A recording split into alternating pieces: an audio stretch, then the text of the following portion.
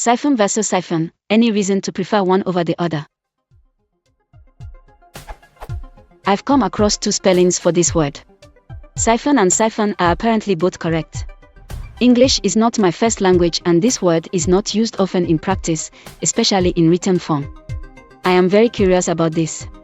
Is there any reason to prefer one over the other? And which spelling would be more common? Is it a regional thing, like maybe American like one and British the other, or something else?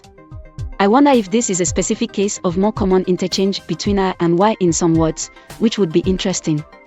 Wikipedia suggests that Syphon may be more common spelling.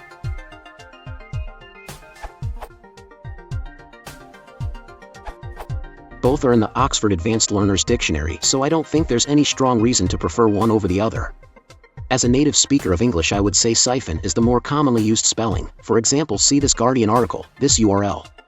I personally find Syphon much more aesthetically pleasing though.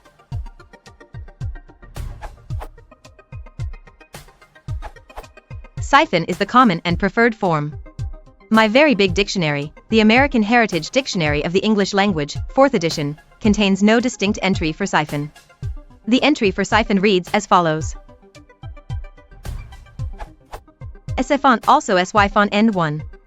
A pipe or tube fashioned or deployed in an inverted U shape and filled until atmospheric pressure is sufficient to force a liquid from a reservoir in one end of the tube over a barrier higher than the reservoir and out the other end. 2. Zoology, a tubular organ, especially of aquatic invertebrates such as squids or clams, by which water is taken in or expelled.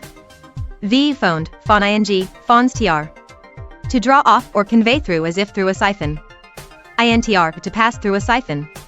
Adj siphonal, siphonic, Middle English, from Latin sipho, sipahan from Greek siphon.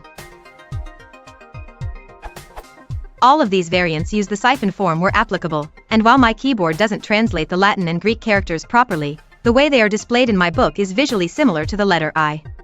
The alternate spelling is listed as an alternate and then no further attention is paid to it. Study of additional dictionaries might be necessary to determine if this is standard or stylistic, but from the commentary I think we can safely determine that Syphon is standard and Syphon is an anomaly that no longer sees common use.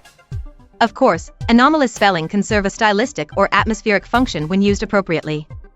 I would recommend using Syphon primarily and only using Syphon when it serves a specific purpose.